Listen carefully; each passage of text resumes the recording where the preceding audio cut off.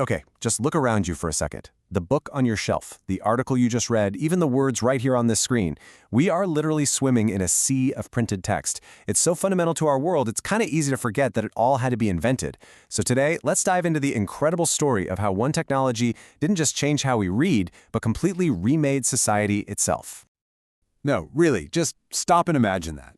Every single book, every contract, every piece of news had to be copied out with a quill and ink, letter by painstaking letter.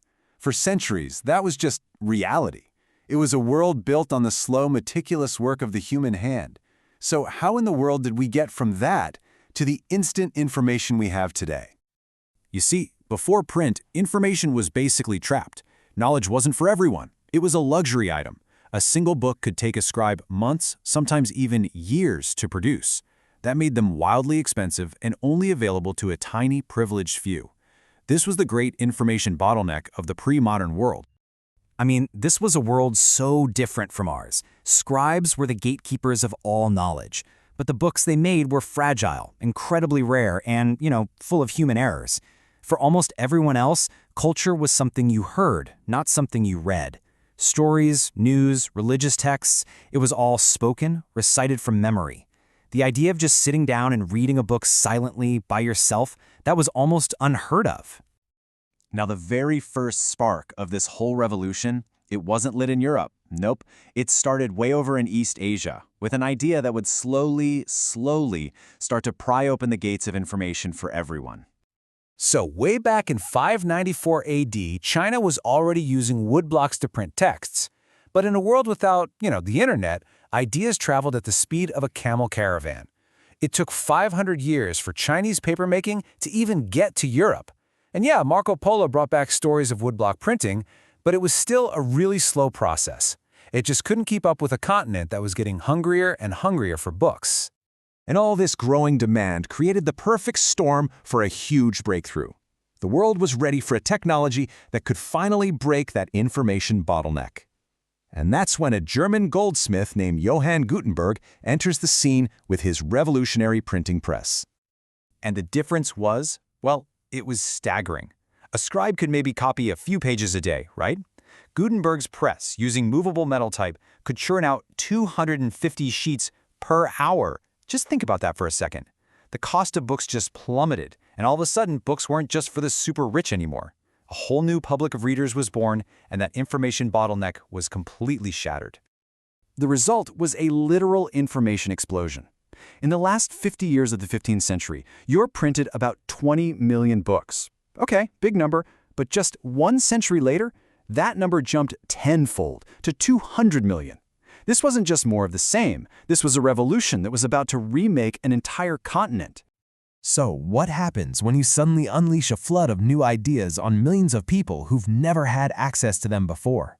Well, the world changes, and sometimes old empires start to crumble. One of the first people to truly get the power of this new technology was the religious reformer Martin Luther.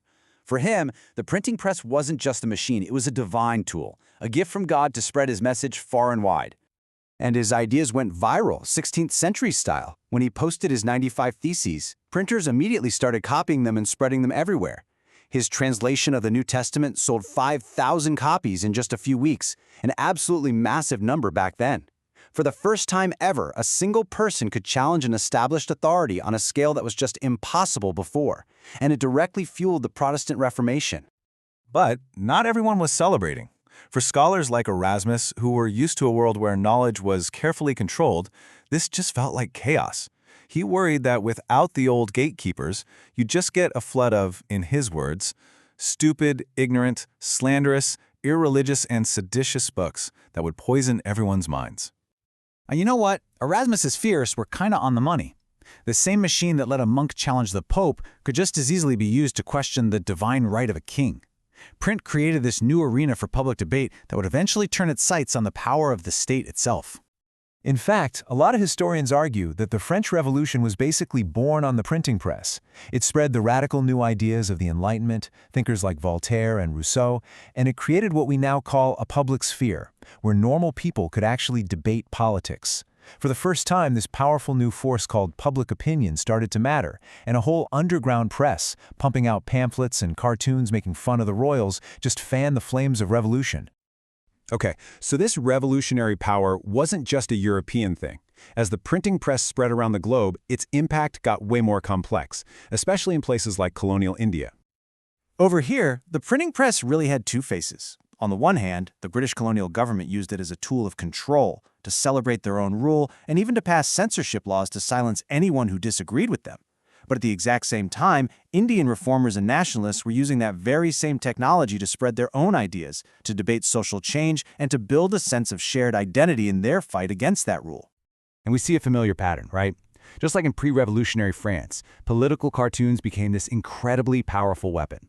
Indian nationalist papers would publish these sharp caricatures that made fun of British officials, and it made the complex ideas of resistance accessible to a much, much wider audience.